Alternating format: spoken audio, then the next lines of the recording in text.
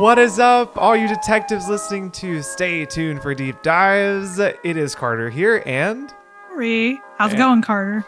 it's going so delightful. I'm very excited. Actually, both of us have been majorly looking forward to Yeah. this specific episode because it covers our favorite era of the Nancy Drew games. Who told you this is my favorite? It's my favorite era. Why are you assuming? It's your favorite era too. No, it's not. It's not? No, What's it your- is. It is? I'm Oh. gaslighting you. Well, Yeah, for a second I was like, wait Yes. a minute. No. Wait, yes. is it No. not? Yes. Okay, It's so true. it No, is our I'm just- favorite I'm eras. just- Yes, it is the best. But it is the best. It is, and it's called the golden era for the reason of that right there is because it is golden. It's golden. It's wonderful. Very excited to dive into this with you. If you're listening, you might want to listen to episode 1 first. We're actually covering the eras like kind of chronologically, and it'll help to kind of hear those episodes all together. This is the second era that we're going to talk about today, and actually this is the first episode where we're going to kind of introduce a new definition to the eras, and that is an outlier. So Tori, would you graciously explain to those listening today what outlier, what does that mean for our era definitions? Outliers, and you're going to see with the rest of this series that we will have an outlier for all the rest of the episodes, because an outlier is what it sounds like. It is a game that, and this would be Carter's assessment from looking at these certain games, that they don't fit neatly into a particular era. They reflect the shift, in this case, between classic era and golden era. Yes. And what we're going to find is all of our outlier games, we can find that, some of their qualities make them like the era that preceded them, and some of their qualities make them like the era that they lead into. And we just thought it would be best, because they both look backward and forward, to just talk about the outliers, like, as we introduce each new era. So of course the classic era has no outlier. We just started it right off with Secrets Can Kill, and then went through the final scene. But Secret of the Scarlet Hand is a game that doesn't fit neatly into the classic era or the golden era. And there's a lot of reasons for that. So we're actually going to start just talking about that game specifically, and kind of how it shows this transition that's happening. And then just to give you all a heads up in terms of like what games specifically we are covering. Like, if you're listening to this and you're like, this is totally new information to me, I have never seen Carter's videos or his Instagram posts. So like, if you're hearing all this for the first time, we are saying that the golden era is Ghost Dogs and Moon Lake through Secret of the Old Clock. And I have a suspicion that some of you might be panicking like right now, like, I'm sorry, you're saying the best era and you're not including Last Train to Blue Moon Canyon? Please trust us. There's a reason for that. It very much There's a reason. There's a reason.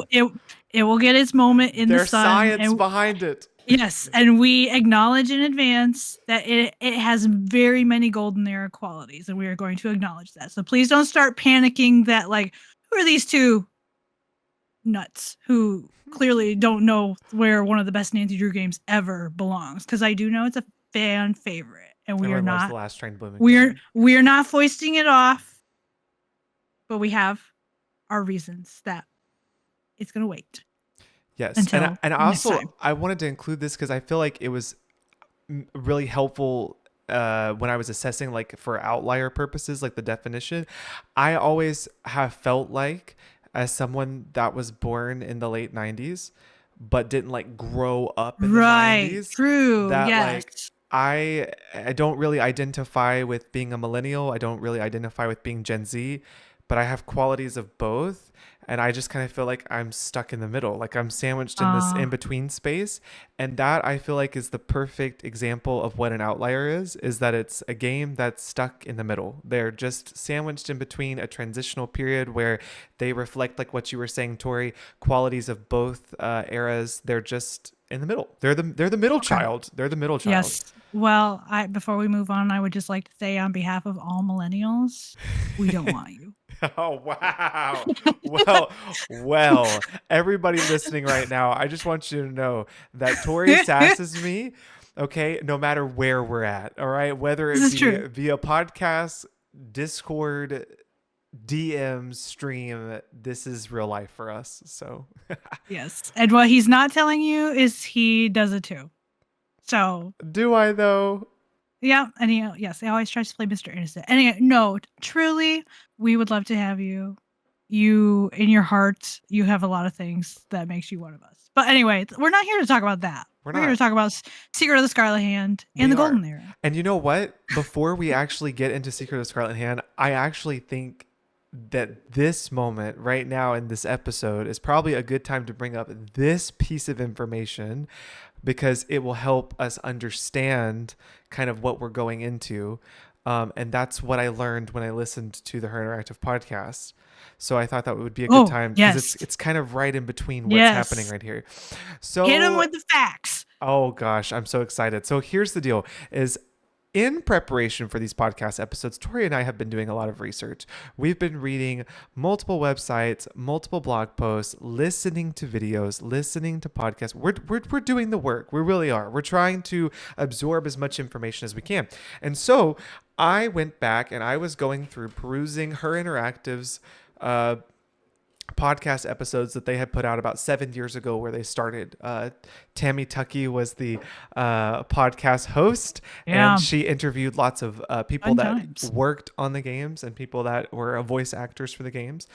And so I want to talk to you about a guy named Max Holechek.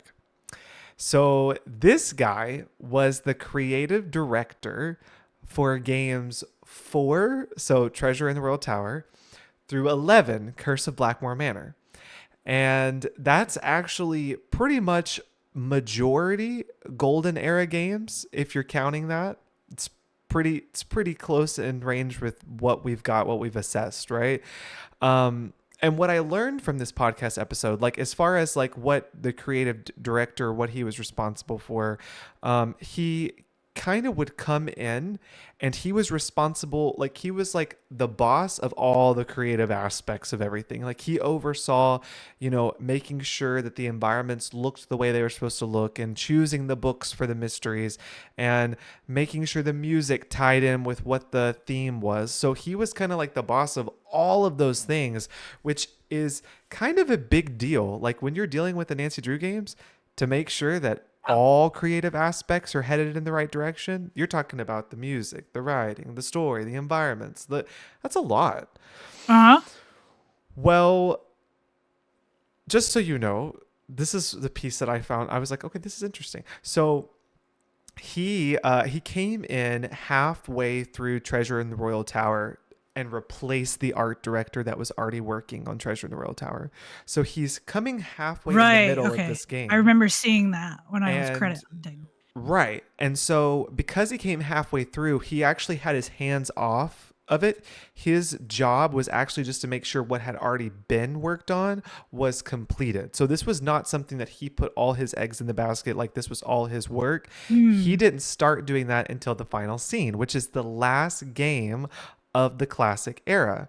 Now, we've truthfully identified like Secret of the Scarlet Hand as the outlier. I would probably venture out to say you're probably going to see some outlying, maybe just tiny qualities in between, not just one, but maybe one or two games. But Yeah. for Yeah. our ranking purposes, Yeah, I think we're actually going to get into this next week. Too, Yes, 'cause yes. I see And that.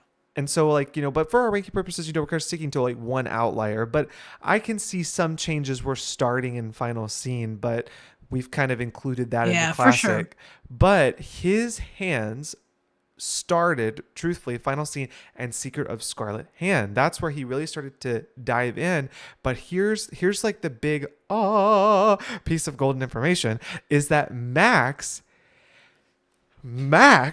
was responsible. Okay, responsible. Actually, for responsible for coming out with Carter, was he responsible for something? responsible. He's the one, the sole person that came out with 2 games a year. That was his job duty that was given to Ah, him I had by forgotten that. Megan Geyser, who was the CEO at the time. And she pulled in Max and said, Max, we got to do something because the gaming market had changed to where games were they were lowering the price. They were forcing gaming companies to sell their games for like 19.99 where they were being sold for more. And she said, we've got to do something because we can't profit enough off just doing 1 game a year. So it's either we shut the company down or we come out with 2 products a year. And she said, so what do you choose? Like, what do you think we should do? Like the And he CEO chose that right. Megan was. And he said, you know what? I think it's possible. I think we could do 2 games a year. And so we're seeing an entire company shift here of just this beautiful creative masterpiece that was this golden era. And that is the start of 2 games a year. And it really was about the golden era that started. And we'll get into that. But Tori, do you want to kind of just like start us off with Secret of Scarlet Hand and maybe like why what is like maybe making it outliered from the rest of the group of the golden era? But um this was the first game. They had been working with Atari to make the Yes. games.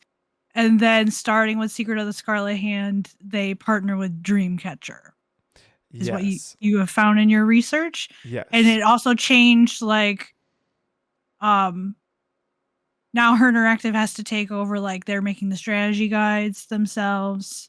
Oh yeah. And even just we see this change also reflected specifically in like the cover art. Secret of the Yes. Scarlet Hand is one of those games that actually has 2 like different 2 different documented cover art styles. Yes. Which And we'll throw on the screen for you guys if you'd like to see. yes, because the first one, as you all know, like those classic era games, they all had that elegant, like cursive writing Nancy Drew logo.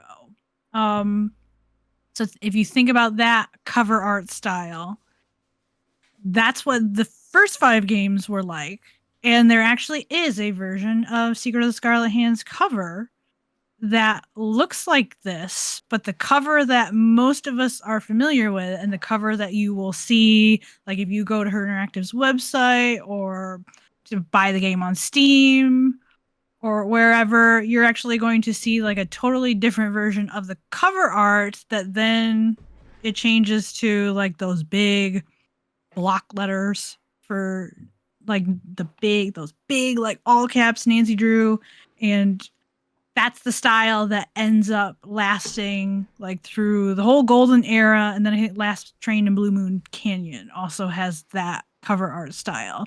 And like this actually, speaking of like, Secret of the Scarlet Hand as an outlier. Oh yes, and Carter's holding all the goods in his hands right now. So those of you who are watching the video, you can actually see, yes, because he has the full collection. So he's got all the stuff. I do. Um That happened. I Yes. yes. So I would like to shout out to Hugh Miller, also known as ND Walkthroughs, because his website is just full of really interesting, like fun facts about all of the games. He's done a lot of digging, and I actually saw, and it's one of those things like I guess I had never made the observation myself in playing the games. He actually points out that Secret of the Scarlet Hand, the cover art looks one way, but when you boot the game up and you see that launch screen, Yes. you actually behind it, it's actually the old style. So Secret of the Scarlet Hand, literally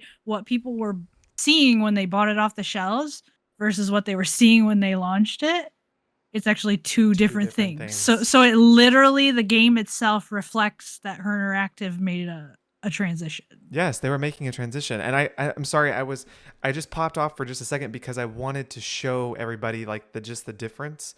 Yes. I have Yeah, I pictures was of the covers that we put up. The one that they had originally had for Secret of Scarlet Hand, and then the one that they actually went with. I got those two pictures, but this I wanted to show. So for the first 5 games, they were still working with Dreamcatcher. So they still have the Dreamcatcher logo on the side of it. Oh So yes, for the okay. And so I for just the realized I think I said that backwards earlier. I Oh, said did they you? had been Yeah, I think I said I read the notes backwards. So they Oh, had been with Dreamcatcher. yes. Now they're working with Atari. So Yes. strike that, reverse it. What I We said earlier. we love a good Willy Wonka Yes. quote. Yes. Okay. My But apologies to the people. Yes. no, it's fine. They're And it just but like Dreamcatcher. this is Yes. what's on all of the first 5 games boxes, logos, and They're the even classic era company. Yes. yes, Okay. and even on the back of the strategy guides, like it has like their branding. But the moment that it changes to Secret of Scarlet Hand, it's now Her Interactive's logo. Yes. Okay. I see. And even the Oh, covers interesting. side by side, like they're totally 2 different covers. Like Yep. the Yep. silhouette's the same, but the font has changed. The font Yeah. That's what. it's a new font. Yeah.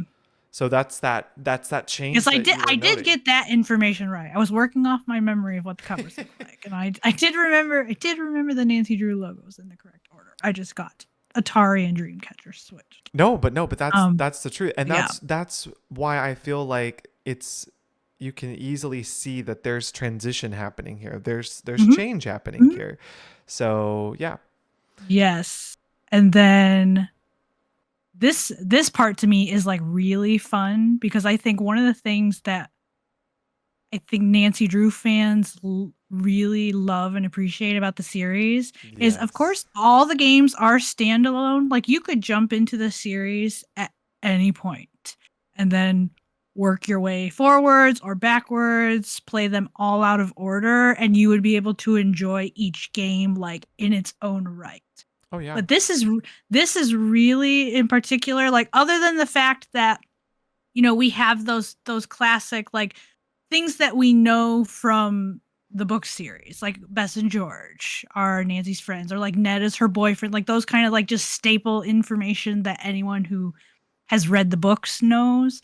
This is where this game is where Her Interactive really starts to lean into like, let's build our own Nancy Drew universe, where you're going to see, and Carter can start talking us through some of these of specific like characters or other little details that like make their first appearance in Secret of the Scarlet Hand, and then they become recurring for the rest of the series, and they become things that like fans get really excited when we see them pop up in other games. So what do you got for us? What shows up in this game? Because there's Ah, quite a lot of gosh. things. What doesn't show up in this So many game? things. I know. Yeah. Well, and I think noting that is actually I love that you noted that because it's so true. The classic games, they really stay true to like Nancy characters. Like, okay, you've got the Bess and George and there's Hannah, right? But then when you get into this, you're really starting to see Her Interactive put in their own stuff that's not like in the books, but has now become a part of the Nancy Drew game universe, right? So I love that Yes. you mentioned that. But yeah, no, this game is chock full of stuff that would continue to become a recurring thing throughout the entirety of the game series. Number 1, Cocoa Kringles. This is the first time we learn about Cocoa Thank Kringles. goodness.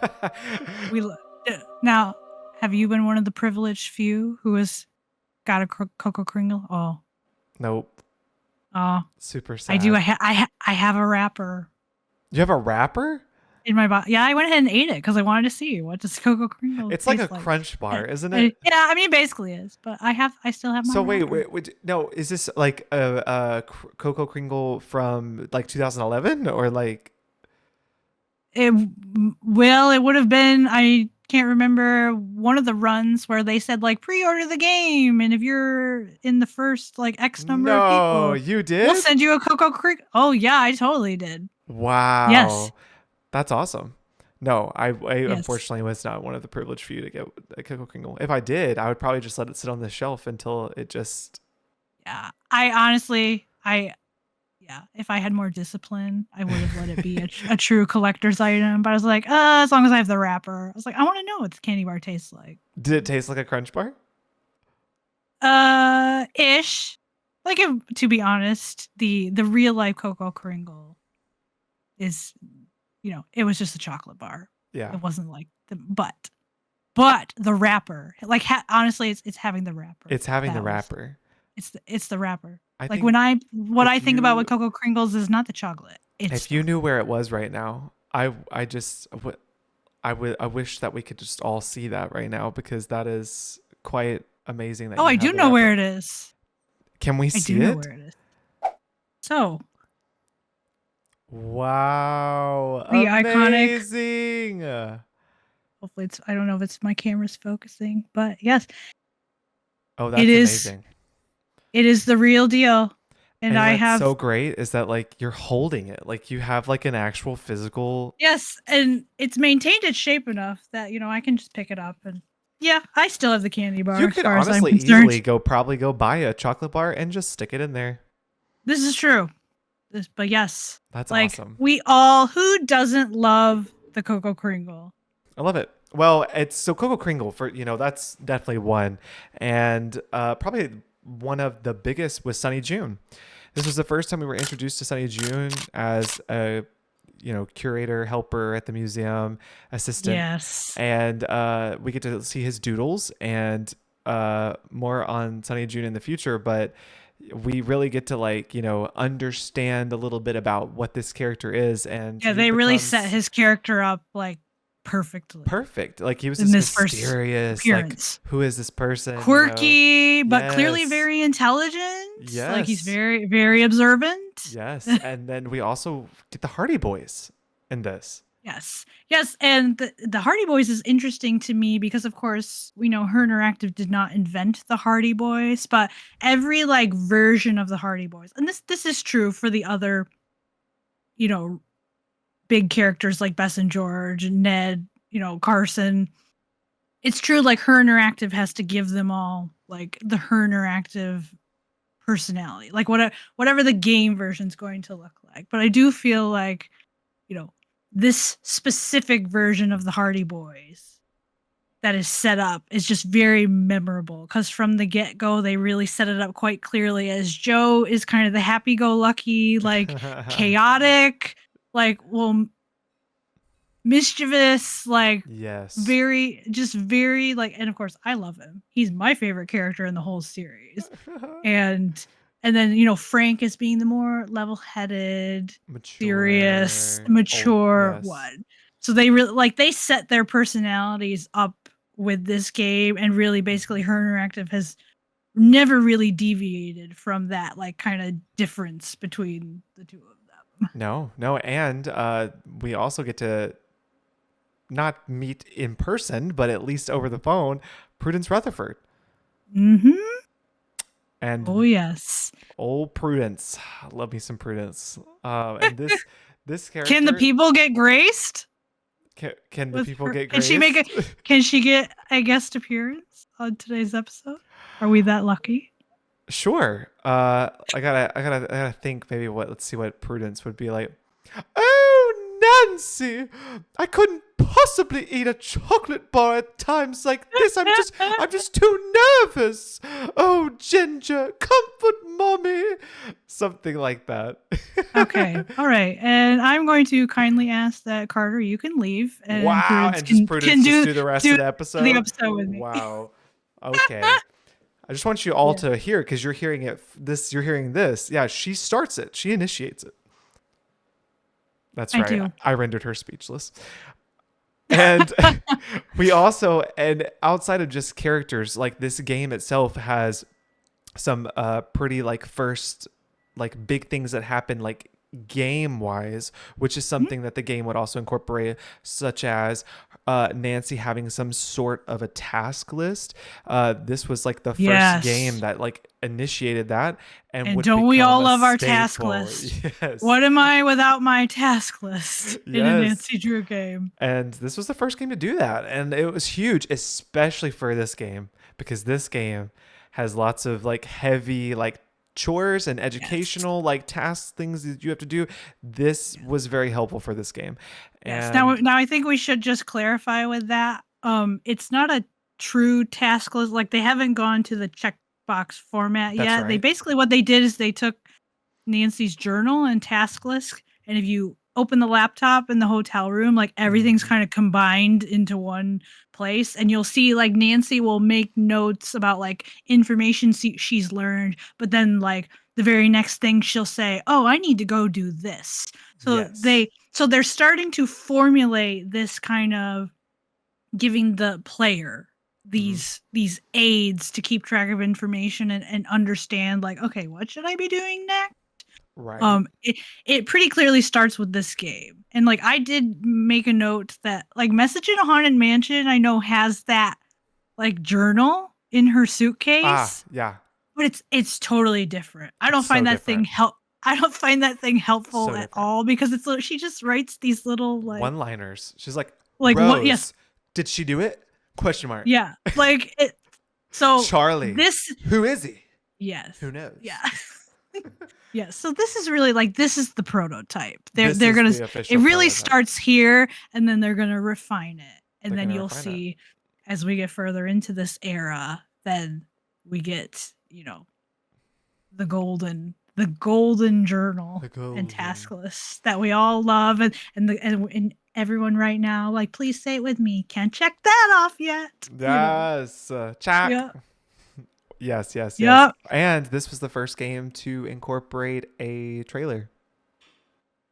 A trailer at the end. Yes, yes, and I would like to thank Hugh again for noting that on his website. Like I think I knew that, of course, but it's like Hmm. yes. Yes, that's right. You do not see a trailer for the next game So a until Secret lot of the so Scarlet a Hand. lot of first things are happening here, Yes. and I think that this is evidence that the Her Interactive team has a new creative director and is probably implementing a lot of new creative ideas. I can imagine Yeah. Max sitting with the team going, okay, let's brainstorm. How can we make these games better? How can we incorporate some things into these games that we can grow this universe beyond what we've already created? And I feel like this is the things that they came up with. Let's get some reoccurring characters in there. Let's make some. Oh, Krollmeister actually was introduced, I think, in this game as well. I've pretty sure. I honestly do not. I I'd do have not to fact remember check because that, but I'm pretty sure. Krollmeister is at this point become so essential. I'm pretty sure this was actually the Wow. first game that, yeah, because Okay. I'm pretty sure, yeah, it was Krollmeister was introduced in this game, and then he was in like every game after that. Just like every game. But yeah, no, like I'm just saying that there was a lot of world Yeah. building that happened with this game, a lot of firsts, and expanding upon what they had already done. So they Yes. did it with this one. And do you also we're just going to make a little note of this because this is something we're planning down the road specifically to talk about in more depth. But do you agree with me, Carter, that also Secret of the Scarlet Hand, I feel like, is when we start to get that sense of like mystery series, also educational. Mm, Like yeah. Secrets Can Kill and Stay Tuned for Danger. Honestly, they don't really care like at all about educating you about anything. And then 3 through 5, they kind of delve into like you'll learn some history. Yes. But I feel like with this game specifically, It was like, whoosh. both in terms of the content, because yes, like y'all think of all the things you know. Think of all the dinner table trivia you can drop about the Maya because of this game. It's heavy on it. Um, like, who? If you didn't know anything about them, like you will know more than you possibly thought you could know. But then also just it's also I think starting to delve in more to like both content, but like having to do tasks, and the tasks themselves are teaching us things like having to do them like can I actually send something in Morse code, like that kind of thing. This is when I really feel the series starts to embrace that balance of we want to be educational but in a fun way that like now I realize a lot of people don't find Secret of the Scarlet Hand that fun because they do feel like they're being made to learn too much. And I almost wonder, and part of that I think is, yeah, it just, they have to, this is where they really lean into it. And then they have to like kind of What's find the their sweet spot? way. Yeah. Like, what's the sweet spot? Yes. So I think this game is important for It's a transitional that. game. It is Yes, a yes, legitimate transitional game. because it's just so different from the other five. I feel Hmm. like suddenly just out of nowhere, like just the knowledge being dumped into my head. Oh yeah. And I Yeah. feel like they So really did find their sweet spot after this game because then they really were able to tap into how much quantity of it they should sprinkle y- in there. yeah, yeah, they definitely start to improve. Hmm. So, So speaking of Secret of Scarlet Hand and how it is an outlier, um, we're about to merge into talking about the golden era. Um, but just some like ways that I guess it stays in the middle, like what things are blending from classic, what things are blending from golden. Um, and I guess we can't help but like talk about this without having to mention what golden era, like what it is. Um, golden era is some of the more popular games in the series for fans. They're often like romanticized as like, oh, that's where like the best times, like there's the best games. But what kind of devalues their classicness is a little bit of how they incorporate so much cultural reference and so much technology reference that it just kind of takes away some of that classic feel. Doesn't mean that they're not good games. It just kind of lowers that classicness to it to where you like some things may be a little outdated. So yeah, that's golden era, right? And we talked about classic last week, how they just kind of like exude Nancy Drew qualities. That's where we're at with Secret of Scarlet Hand. It just kind of is a little bit of both. Um, I don't know if you want to kind of dive into that too, Tori. There's like, I know in Secret of Scarlet Hand, you've got like the floppy disk reader, right? Like we're starting to like see like some of these yes, yeah, very and obvious yes, things here. and this is something you and I actually talked about, and I remember you brought it up in the classic era episode that actually there are things in the classic era games like you look at it and you can say, "Oh, that's the 90s." Like, Right. you go into Lillian's office in Stay Tuned for Danger and you see that big old chunky desktop. And Yes. she's got like a whole case full of floppy With her disks. Like, Rolodex.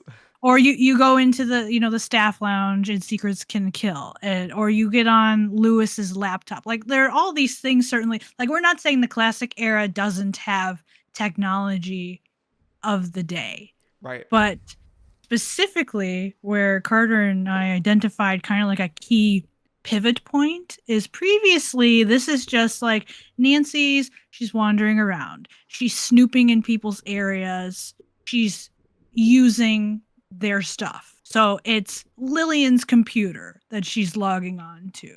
It's um Charlie's floppy disk that she's putting into I almost forgot his name because he's so boring. Lewis's laptop. Um, but here now, who does the laptop belong to? What's the Mm-hmm. difference? Now this is Nancy. And when we're thinking about Nancy, of course, we know when we're talking about like Nancy is doing this, this is tethered directly to like the player. The player is Nancy. So now Mm-hmm. this is our stuff. This Mm-hmm. is Nancy's technology. It's not her just wandering around and using other people's stuff that she finds. Like, now Nancy has her own laptop with a floppy disk reader, and of course now she like the floppy disks like Sunny June and Henrik's stuff. Like, she is still using someone else's stuff, but it just becomes much more. We're gonna see as we get you all will see as we get further into this episode. This becomes very important that it's the player is being asked to use the technology of the day like way more than they were up to Oh this yeah. point, because this game in particular, like, you cannot solve the case unless you are constantly on the laptop, like looking at Henrik's notes or Mm-hmm. looking at Nancy's notes and trying to understand, like, okay, what am I supposed to be doing next? Like, look, you need the information from Sunny. um you can't solve this game without it, so they made the technology of the day a much bigger deal, I feel like, Oh yeah. starting with this game. Well, and also too in the golden era, and what we're about to get into is like the mention of technology is so specific because it was being developed at the time the games were Yes. coming out. So like Yeah. characters would be like, "Oh, a GPS," and then like Nancy would be like, "What's that?" It's a global positioning system. Like it's like they have to Yes. define what these things Yes. are, And and I think that just it yes. pinpoints where we're at so much more than the classic games do, because the classic games, that technology was a little bit more established, I guess. And so people, it's like you didn't have to explain that this is a computer. Everyone knows that's a computer, you Yes. know. So That's it yes. it just becomes like, okay, well, this is just the nature of where we're at and what we're doing. And Nancy's just in that environment. There's no explaining that. You just kind of, you're just doing it. You know what I mean? So And that's where, yeah. I actually was, it's funny you should mention that, because I just last week, as like background video, I had Vote for Holtz, Danger Yeah. on Deception Island, like a playthrough that Jamie and Kaylee did. Uh-huh. And Jamie kept repeatedly commenting on the fact, like, I think it's so funny, like they make such a big deal because the GPS was a newfangled thing back then. Like, look, Mm-hmm. they keep making a big deal out of it, and he just thought he was just getting a kick out of it, like how of its time it was that Yes. they leaned right into, like, ooh, GPS, new, shiny. What can we do with this thing? So yes, like that's exactly it. Like we're all learning this is what GPS is and what it does. Which I think that's a perfect segue into talking about the golden era, because that's a huge part of what that era is. But there's a huge component too about it, and that is the love that fans have for this particular era. I don't know if you want to talk about that. Yes. Oh my word. Like, oh, do I mean Carter and I, of course, we, as we mentioned at the beginning of the episode, like we have just personally been so excited to record this episode because we love these games and we both know from talking to other members of the fandom, like it's just common knowledge that really, if you have been in the fandom for any length of time, and especially if you entered the fandom during childhood at any point, like one or more of these games is very special to you. And we're talking about that, like Carter has described these, and the reason, of course, why we're calling it the golden era, because we are talking about like the best of the best. Honestly, our our shared onion. We don't have opinions on this podcast. We have onions. Like, we think it's fair to say that already, like, this was the peak. Like they hit their peak right here in these early, like 7, 7 to 12 ish in that area. Big fan favorites. These are go-to games, like when people are just feeling like I need some Nancy.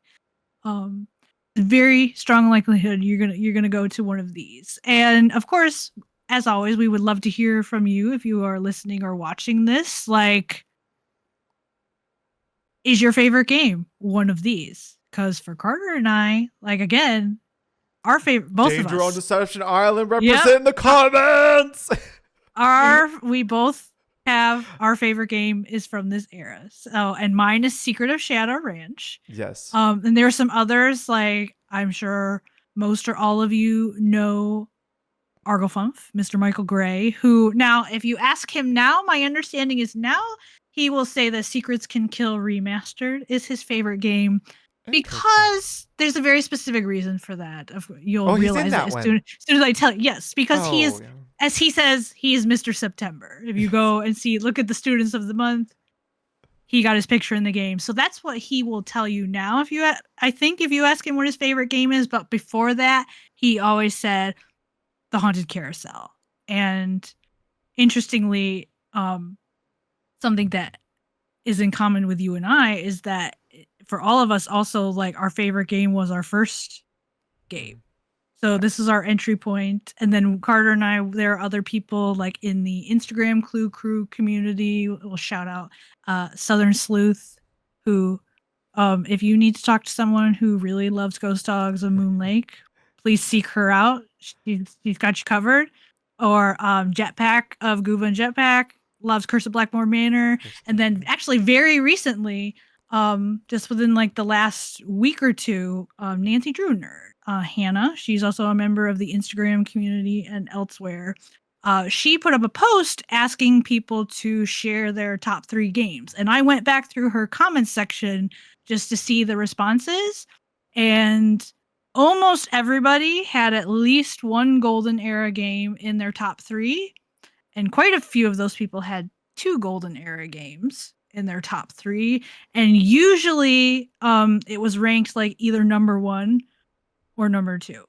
Mm-hmm. So, and I think that just in general, like we don't have hard survey data for this, but just in general, I think, and if you have spent any amount of time talking to anyone else in the Clue Crew, like we all just know people really love the games, or like one or more of the games that came out at this time.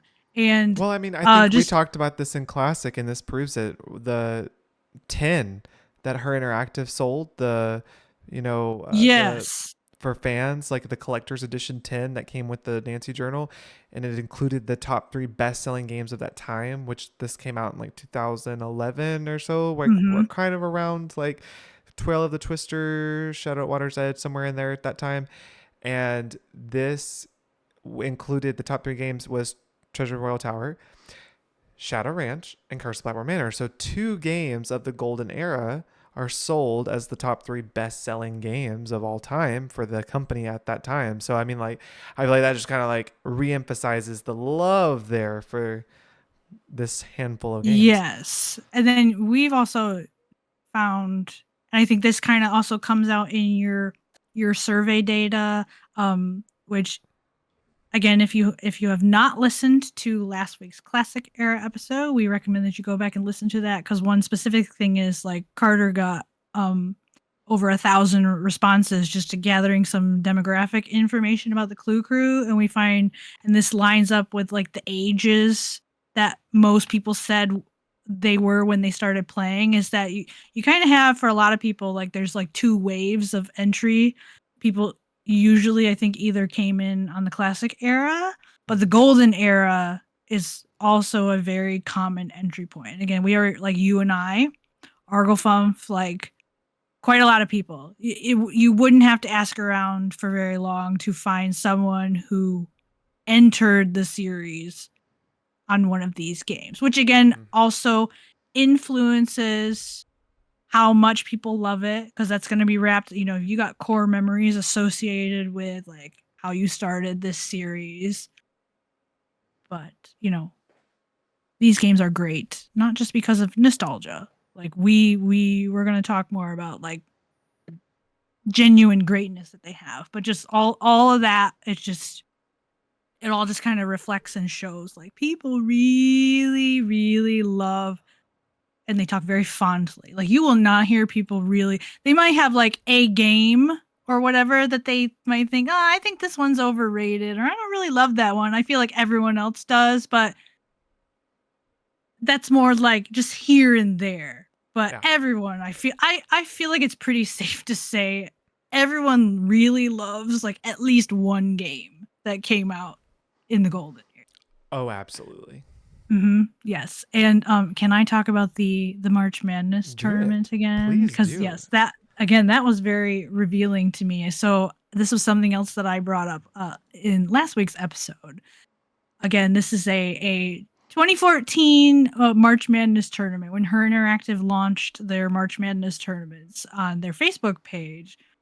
And the very first one that they did, again, they were asking people to vote on the best Nancy Drew game of all time. And if you go back and you look at that bracket, you can see that the golden era Dominated. absolutely like dominated. Um 3 of the 4 games in the final 4 were either golden era or like ish. Again, because Last Train of Blue Moon Canyon was one of those, but Ghost Dogs Moon Lake, Secret of Shadow Ranch both made the final 4. Yep. And I remember I was looking and I saw like one of the top comments that got quite a lot of likes. Someone was very upset. They're like, Curse of Blackmore Manor got robbed. how did it not even make the final four? This is ridiculous.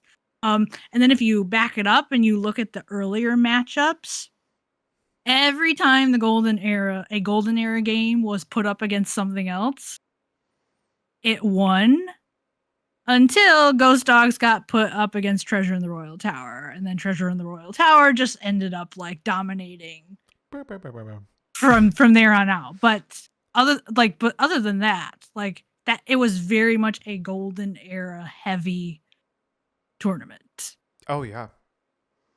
which Oh I yeah. think also just reflects. Oh, and same for so like this is really funny because this was a long time ago that I did this, but I actually had asked everybody to vote and do like a Yes, bracket I wanted to system. ask you about this. Yeah, yeah, it was a long time ago. I had probably done my page for a few months, and I had asked and said, I really want to start streaming.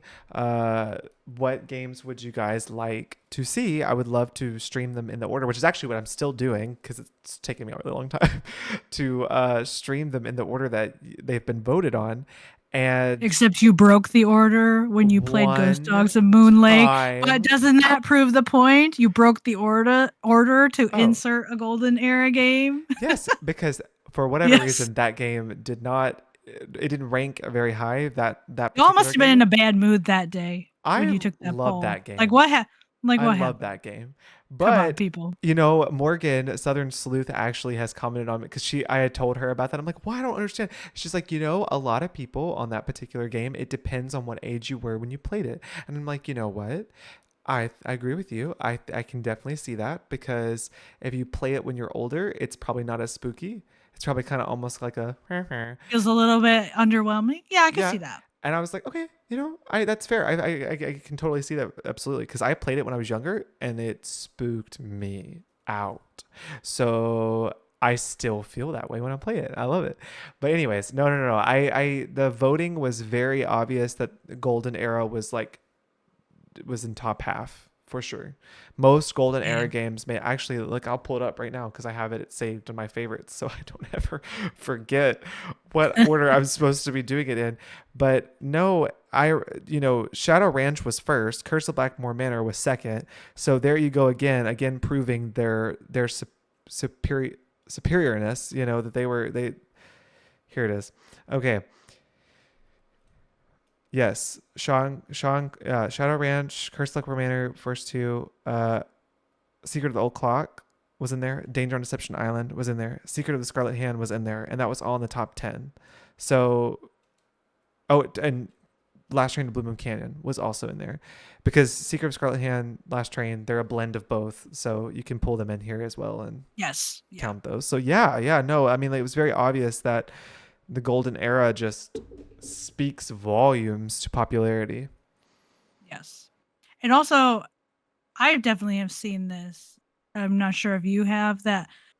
I see frequently one of the golden era games gets recommended if someone's asking, like, my Oh, friend wants to play Nancy Drew, like, what should I have him start with? Or actually, even you asked because you and your wife at some point are yes. planning to play the games. And I actually remember you asking on a stream, like, should we start with Secrets Can Kill, or should Mm-hmm. we start with one that like she would like really enjoy and would be like a good like first Nancy Drew experience for her, because of course Secrets Can Kill, like despite being the first, It it's was one like, of the like it's weak. So it's so but I remember like that conversation, and Golden Era tends to get recommended. I know do you specifically, want to like know I think why? it happened on your stream, and I've also seen it elsewhere. Like I know like Secret of Shadow Ranch is a very popular one. Like people will say, "Oh, you want to start someone like that's a great You starting want to know game." And why? I can vouch for the fact like it was And a great starting game for me. not that I'm saying that this is the overall just like this is the only answer. It's just that this is why. Is that when you look at the games and you divide them into eras, you've got the classic era, right? And not that there's anything overtly wrong with it, but you look at it and you go, well, it's clunky. They're just getting started. They're trying to get their feet Yes, wet. you And can feel right. And so yes, you like can maybe feel. to start Mhm. someone off, right? you look at the experimental era, and we'll get to talk about that in the next episode. And you're like, ooh, that's to introduce. It's almost like if you're Lots of fun, but also like crazy. Yes. right, and so What a place typically to want enter to on. exactly. So you typically want to give someone a more tame taste, something that they can. It's a little bit more palatable, and the experimental era is not something that is, I would say, palatable for someone. It's their first game.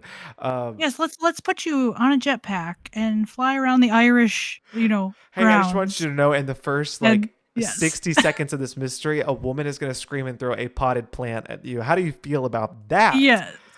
Yeah, no, Or it's just go and sort bug stuff with that. Yes. bug booty. No, it just You said it, not me. it's just that, I mean, like, it's just a little wacky. And then of course, It personal is. era, you have to have prior knowledge to really get some of those games and understand the weight of Yes, them. those stories I feel, yes, I So you totally agree see, with you. They're it's much harder to this is appreciate why if the you don't have golden all the. era is golden. That's why you can enter at any point, and woo, you can enter at any point, and it just is what it is. I didn't make the rules. Yeah, no, honestly, that makes so much sense. And I think people just recognize, yes, these are great. They're like, I think of not too hard, not too easy, not too clunky, but they're just right. Yep, Both for the long-term fans, but also people who want to give the series a try. I agree. Yes. I agree. Yes, absolutely. And now, kind of that we've covered that like broader picture, now we can get into back to some of these more like specific golden era characteristics. So we can now we're back coming around to what Carter already So excited. referenced is not just the specific like technology of the day, but just stepping back just more broadly, they just these games make more nods to like cultural references of the Yes. day, and we will walk through some specifics with the technology, but also just like pop culture and entertainment. And like as we already mentioned earlier, again, it just makes these um there's a sense in which they feel like outdated, or like you can look at them and know specifically like, oh, I know about what year this must have been made, because you can Right. tell like what was popular and what had the Right. team's attention while they were making the game. But So also, and I just want to point this out because yeah, I just want to emphasize that just because we are saying that that whole outdated thing and stuff, you know, we're not saying that as like a negative. yeah, it's not a negative thing. It's like, because again, we're It's more saying like these because games we are the have to best. we have to compare it We to have to the compare it. the classic era, and it's just a Exactly. fact is It's just a the fact. classic era is harder to like find things within the game where you could Yes. pinpoint it They to a can specific like they cultural moment. they kind of just stand alone by themselves. Like, that's why Yes. they're classic. They're Yes. their So own story, their mhm. own little thing. Yeah. Yes. So let's get back to, so what other kind of technology? We've talked about the Mm. GPS a ton, Oh, but I'm there's this era is huge huge. for technology.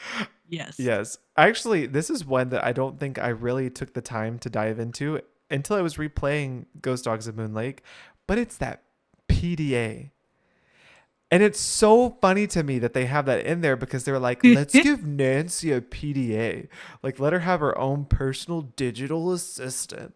And I think that is so funny. And honestly, it makes me feel like that this is why it's so, I guess, maybe more obvious that Ghost Dog starts this golden era, is because of that detail alone right there. It's like you're Yes. like, okay, we have the prototype of some kind of task and journal list, but now let's see what's a modern way that Nancy Drew could have a task list. Yes. Let's give her a PDA.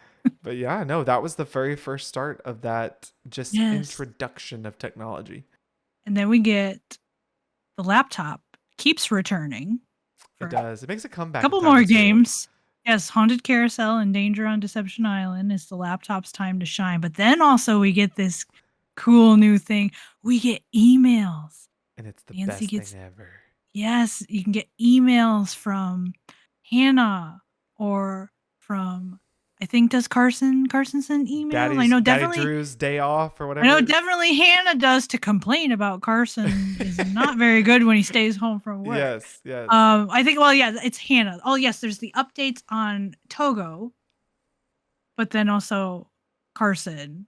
But then also they're now using the email like Haunted Carousel and Danger on Deception Island. You actually need the email. Mm-hmm. You are emailed information that you Yes. need to beat Yes. the game. It even actually ends up being a second chance too, like in Danger on Deception Island, that if you don't get Paliki's wood puzzle correct, she will email you a puzzle to fill out, and you have to do the puzzle and get it I'm correct. going, yes, like now I Am I need to giving take you a break PTSD? because I'm feeling triggered about is the wood brown red, brown reddish, or brown brown? Okay, Does yes, it have yes, many thank you. holes? No, sizable Tiny hole? holes, tiny holes, I horizontal, don't know. vertical. I don't know. Come to the boat yourself and look at it because I don't want to. Oh, oh, the trauma. Yes, Yeah, no, really. so stressful. Yes. And we should also mention her being able to access the internet. Oh, and isn't that so like I don't know how you feel like it's so exciting. Like don't you just feel so cool in Danger on Deception Island? Like Yes. go getting onto that browser and like looking up all these cool Yes. websites Well, that it like felt so real. It felt like, yes, oh, I'm like it looking up really these websites right yes. now. I'm reading Yes. local news online. Yes, yes, and then of course email and internet access both these become important and they continue like they're going to get adapted and we're going to talk about like the significance of Nancy's cell phone Yes. because the cell phone becomes very important in this era but um it'll switch from she stops carrying a laptop around and we can segue right into it. She doesn't need a laptop anymore Mm-hmm. after Danger on Deception Island Mm-hmm. because she can do it all on her On nifty her new cell cell phone. phone. Yes, and she does. She does have a cell phone. It starts in it's Haunted Carousel Yeah. is Nancy's first cell I phone. love that phone, by the way. And it looks It's got yes, like it a just looks purple blue, like yes. kind And of, it's I don't got know, that bulky, you can tell it's got that bulky look splotchy to kind it. of. Yeah. Oh, I love that phone. Yes. Yes, but then they again reflecting how the culture itself is changing as cell Mm-hmm. phones become more and more predominant Yep. and get more and more capabilities of basically just being little computers. We Oh, yeah. see that Nancy suddenly, like, her cell phone becomes her lifeline because once Nancy gets a cell phone, like, she has one for the rest of the series. Now, there are some games where they don't actually have you use the cell phone, they'll use some clever plot point to take the cell phone out of the Uh huh. equation. But we understand like the cell phone, it is important. And not just for making phone calls, but the email Oh, yeah. shifts onto the cell phone starting with Secret of Shadow Ranch and she can now surf the internet and look up information that she needs. Also starting with That that helps with game. puzzles. Yes. So again, things like they are purposefully putting information like they are the player you cannot solve the game. You must Yeah. interact regularly with the technology. But And you that's, can actually see like the phone like the look of the phone is also changing and yeah. reflecting like cell phones were becoming more like streamlined and yes. Yeah. Anyway, Well, no, I was going to say, like, it's really crazy because, like, you're talking, just between these, like, 6 games or so. I mean, that's a really wide range of technology changes. I mean, you're talking about yeah, so much PDA happened. to floppy disk laptop to chunky cell phone to less chunky cell phone. Like, I mean, that's a really big jump that Yes. we got there. And I love this detail. It's very similar to the GPS. Caller ID. Oh my gosh, it Oh, was such a how big did our deal. lives change when we got caller ID and they I make know such Bess a has big changed. yes, Bess's whole life changes because in Ghost Dogs and Moon Lake, she's got caller ID and then again and this is also reflecting that point of like again the world building is becoming more important. Yes. those of you who have played Ghost Dogs and Moon Lake, you can then appreciate it when you get to the haunted carousel and Bess is like depressed because she doesn't have caller ID anymore and she wants like Mr. Cutie Pie to call her, but she doesn't know until she answers the phone. Like, so they actually made a whole like little plot point out of having the caller ID Yep. versus not having the caller ID. Oh yeah. Um, yeah. So it's just yeah, So it's we've it's it's just almost like mind blowing it no, it how much really is. the tech is just like whoop, suddenly it's just there and We lived through y- that. That was yes history for yes us. We it lived through was that. And see, it now really we've was. talked about technology changes, but we haven't even gotten to talk about the pop culture and There's so entertainment much. moments that happen. There's See, so like, much. because it's not just technology that was, very evident in these games, but it's also like cultural references, things that were very Mhm. evident that were happening in our culture and our history at the time. They're making their way into these games and they're just becoming Exactly. ingrained into it. So let's talk about that. Well, one of the first things is these tabloid magazines that we get to see in Ghost Dogs of Moon Lake. They're very obviously a spoof of the tabloid magazines that are when you go to the grocery store and you look at those magazines on a rack, they look just like those. And at the time, paparazzi was huge in the early 2000s. Like they were just that was huge in history and culture and pop culture.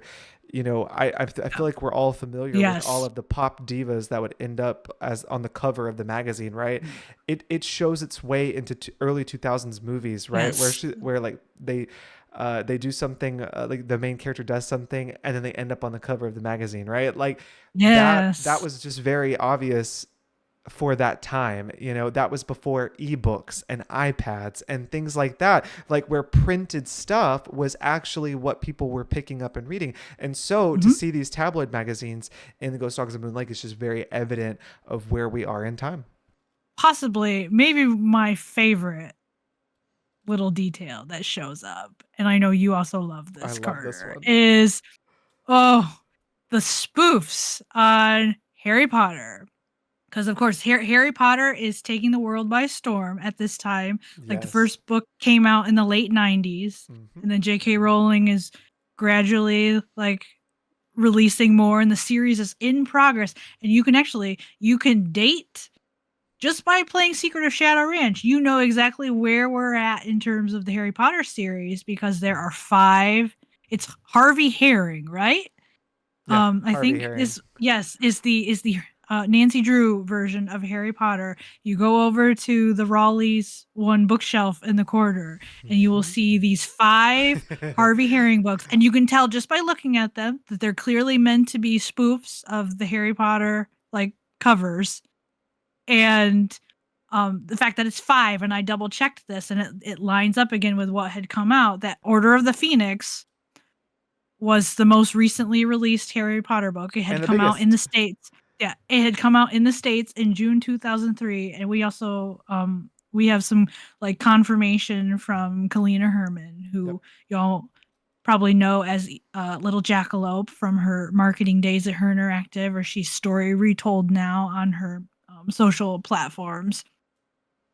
She has confirmed like that the team was reading the Harry Mm-hmm. Potter series when this is happening. So they made so again that very I just love you see that little snapshot of what was happening in the bigger world because of course like Harry Potter is truly is a cultural phenomenon and it Mm-hmm. makes its way into Secret of Shadow Ranch. And then um you had noted a David Beckham reference in Curse of Blackmore Manor, which for the life of me Yeah, I can't remember where this pops up. I, So I I believe, and I'm very fuzzy on it. So if you're listening, forgive me if it's wrong.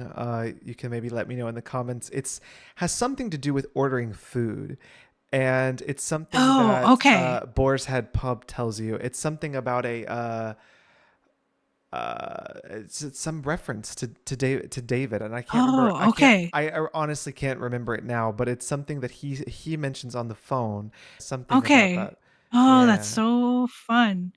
yeah. But but Curse of Blackmore Manor also has another very obvious one when you go into Jane's bedroom and you see that big Brady Armstrong TV show poster. It says "For Petunia Highway," which such again a clever little spoof off of One Tree Hill, which I double checked. One Tree Hill had premiered the year before Curse of Blackmore Manor released. So again, you're talking about this TV show comes out and rises to swift popularity, Mm. and the team clearly was aware of it, and they decided, oh, okay, well, let's bring Brady back and we'll work him onto this, little spoof poster. And then I also was thinking about, and I think we've actually talked about this maybe We like have. elsewhere. I can't remember where. When are we not talking about one of these things? Anyway, but 90s kids in particular, like there was this there's the horse girl. Everyone, like a lot of girls in particular, they'll say I had a horse girl era. And then and I know this is true of Carter and me both, Yes. and other people we have talked to, having that like marine biology Obsessed. phase where you're like, Yes. yes, I want to grow up. I'm going to become a marine biologist.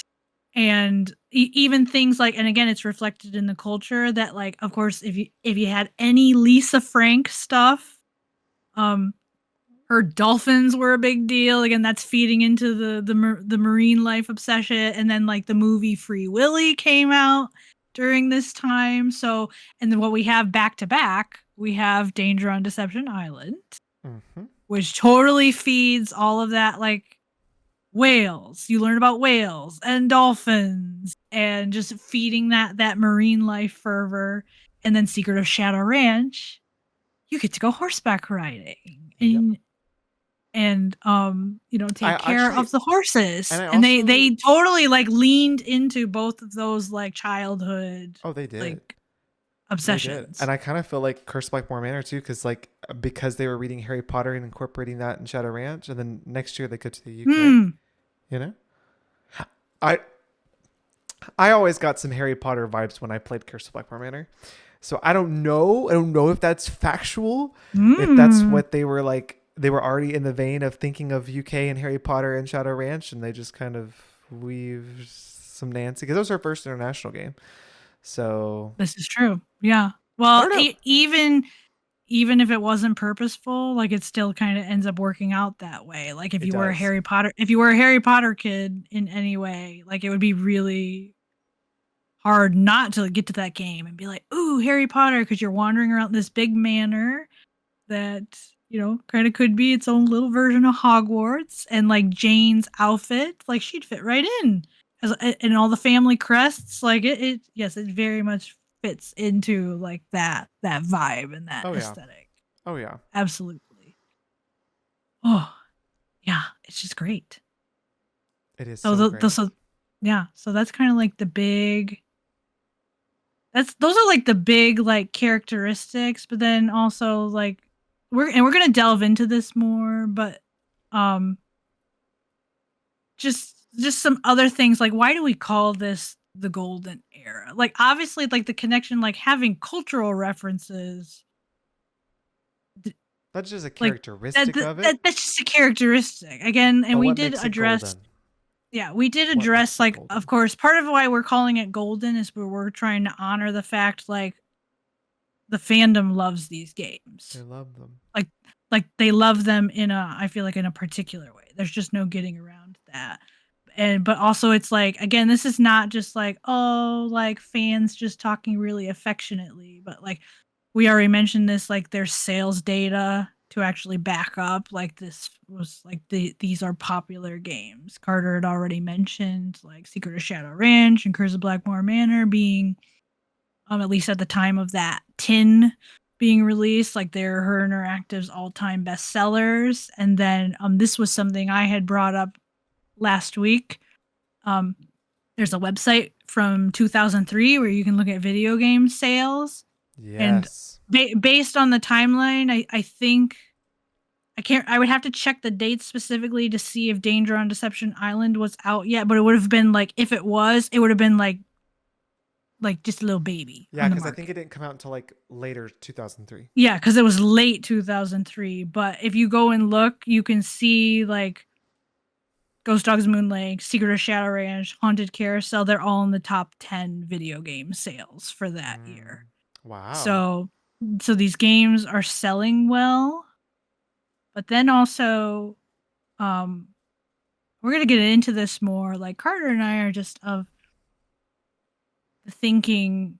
We just think these games in particular, like just the mysteries, they're very well written, very tight stories where all the pieces fit together really, really nicely. So we're kind of just gonna throw that tidbit out now, as this is definitely what we think is part of why this era is great. But we actually have a whole like episode coming in a few Which I'm weeks so excited about. about like talking about the game storylines. But No. we both find like this era, and there's some reasons why when you see There's who was science behind it. yeah, who was working for the team at the time. We think that that it's reflected, and like why these games in general, like their mysteries are just very well constructed. There's not really a whole lot of confusion. Like, wait, what's going on? Like, how did we get from this to that? They just Like make sense. it's just good writing, It just makes and sense. Which, oh, we're you gonna know what? That's yeah. something. But that's more for that episode. So I will save it Yes. right now. Yeah, but well, we can just tease the people now. We actually have several deep dives planned on different aspects of how these games are written, Yes. because I think Carter and I both feel the same way, that it really comes down to, we find that the writing really is what is the game changer for, if a game, we really love a game, if we find it like magical, like all the other things matter, but it's the writing. And so we have a whole, like we have several different like episodes. We're Can't gonna wait to take talk about those things. different storylines, dialogue. We're gonna take all these things and we're gonna look at them in more detail. But we just want to throw that out there now so that you all understand, like this is, when we say these are the best of the best, that's part of the reason. We're gonna explore that more soon. But then also, and this is something you've pointed out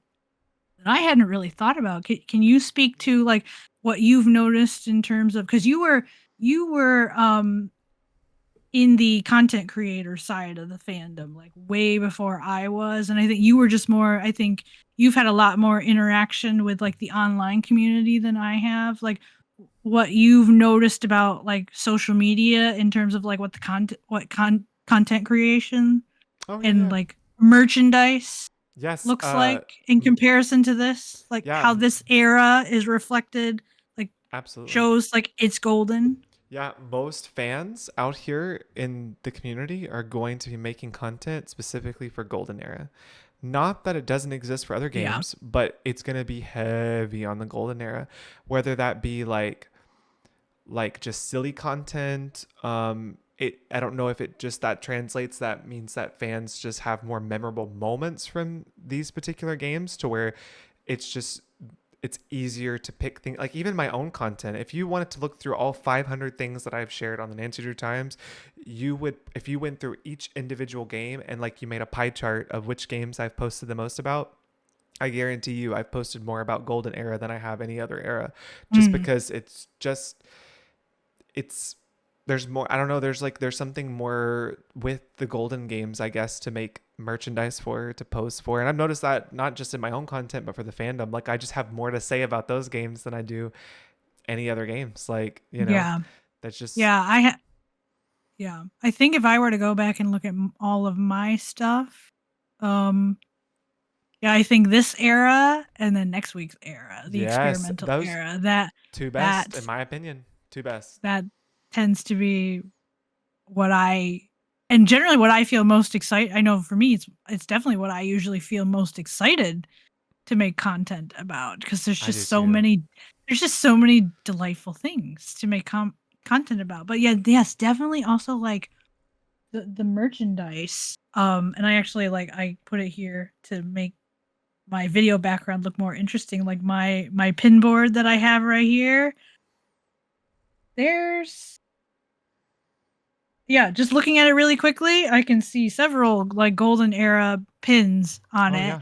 And then also, Carter, you should back up and show the Oh people like yes, we're wearing our your golden era merch. your sweatshirt. Well, yes, I came prepared, and he's got his Moon Lake, um, and specifically, Carter is representing Quirk by Allie, who does these amazing like embroidered sweatshirts. And actually, if They're you so go and great. look at her current lineup, and she's always adding new Nancy Drew ones to the lineup, but um, most of what she has right now is golden era games. It is.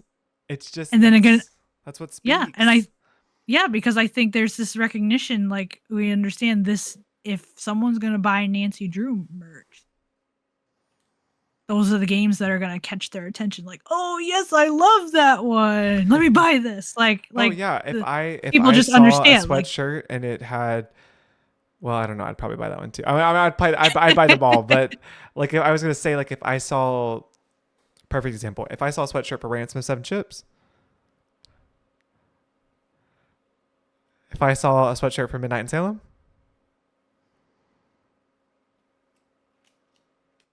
or if I saw a Danger on Deception Island sweatshirt, which one would I buy? Yeah, it's easy. It's easy for me. Like it's yeah, easy for a lot of people. I feel like those are just easy games to love. That's why they're golden. yes, yes. And one more thing, just that we can kind of talk about again, just kind of showing that there are some like real behind the scenes things happening that we think reinforce. And again, we brought this up last week.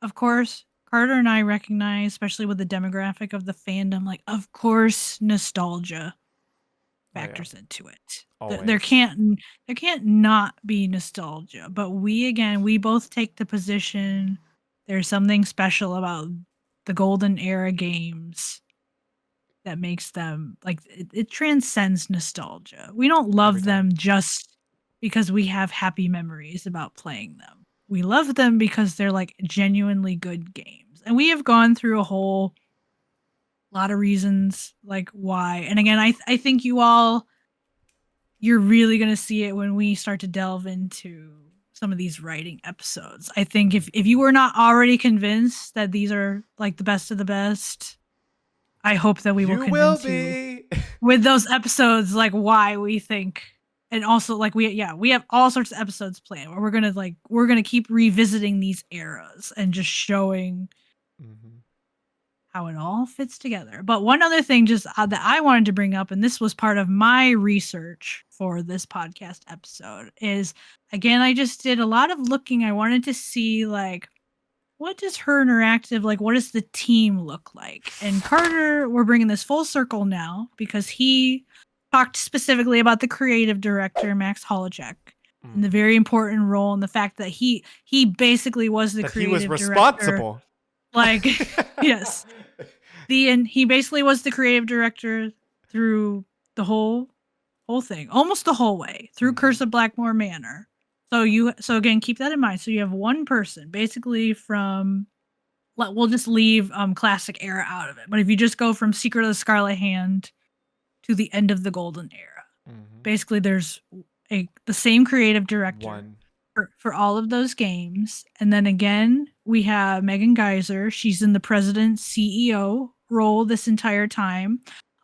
Robert Riedel, who we mentioned a little bit last week, like he's kind of shifting like his job title and I'm sure the specifics of his role, like they're shifting in this era, but at the same time I do know from like interviews and stuff that he's done like he was very actively involved in Oh game yeah. development during this time. And he's been again, he's one of the OG, like he was there from the beginning of the series. So he's there and um we have the same lead developer, Wayne Sykes. He's there through Curse of Blackmore Manor, and then someone who had been under him, like who's also been there for several games. He like gets promoted and takes over the job.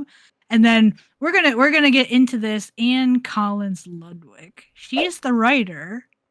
She is. You'll see her listed as the writer for every game in this era. And wow, do Carter and I think that's important Now that doesn't mean she's the only one coming up with the stories, but her job is essential. So the fact that they have the same writer, again, I think that's why there's a certain consistency.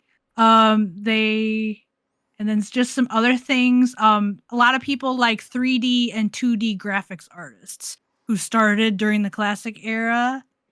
They're still on the team at this point. So what I said to Carter when I was talking to him off air about this, as I was digging up all this information, and again, this is me.